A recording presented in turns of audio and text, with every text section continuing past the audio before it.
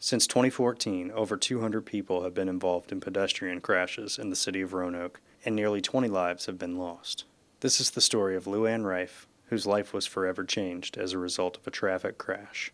I'm Luanne Rife. I'm the health reporter for the Roanoke Times. On October 30th of 2019, I was working, and my assignment that day was to cover the state's opioid summit at the Hotel Roanoke.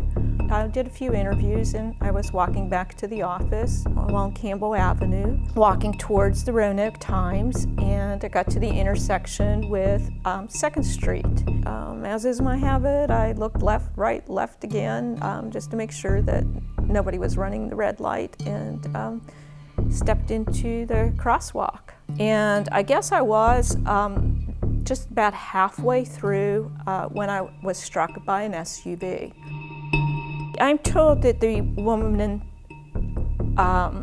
who struck me was on Campbell Avenue and turned left onto 2nd Street and struck me.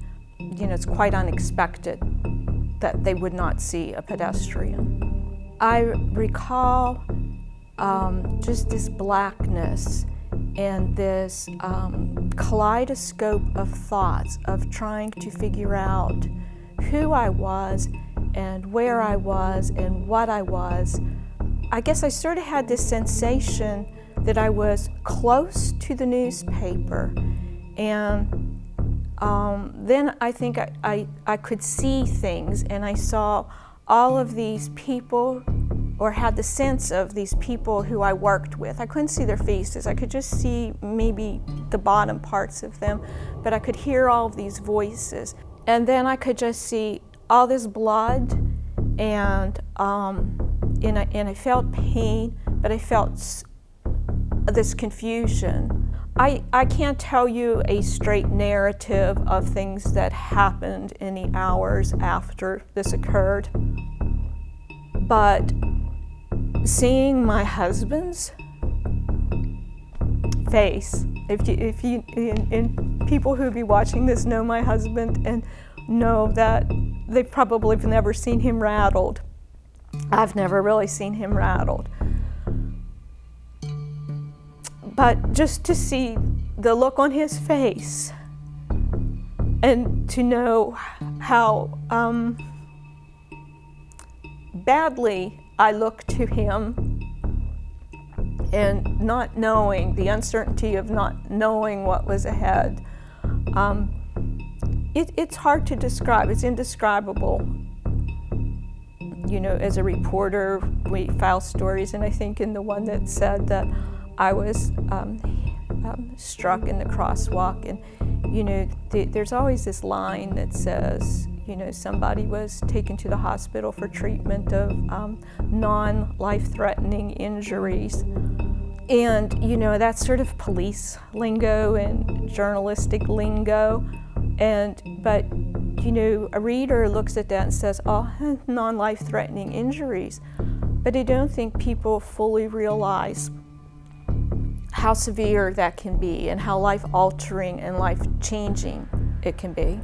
I had a brain injury, I had a broken hip. You have 3 different types of systems that helps you keep your balance. All 3 of mine were affected. I love walking. I mean, I've for years have gotten joy out of walking, but I don't have that same sense of joy anymore. I force myself to do it, and I continue to do it, but I have so much anxiety.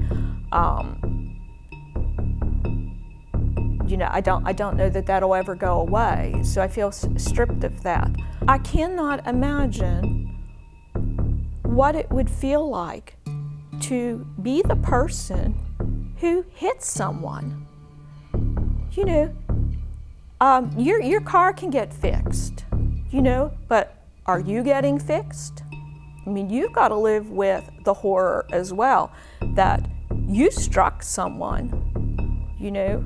I thank God that I survived this, but, you know, people die, and why? You know, what could you have been in such a hurry to do? What text could have been so important to answer? You know, what were you doing? We need to be cognizant that just because you're shrouded in your vehicle, there's life going on outside of your car. Please be aware of it. Together, we can prevent traffic crashes. Drive like your loved one is the person crossing the street. And remember, in Virginia, every corner is a crosswalk, whether it is painted or not. Learn more at planroanoke.org/pedestrian safety.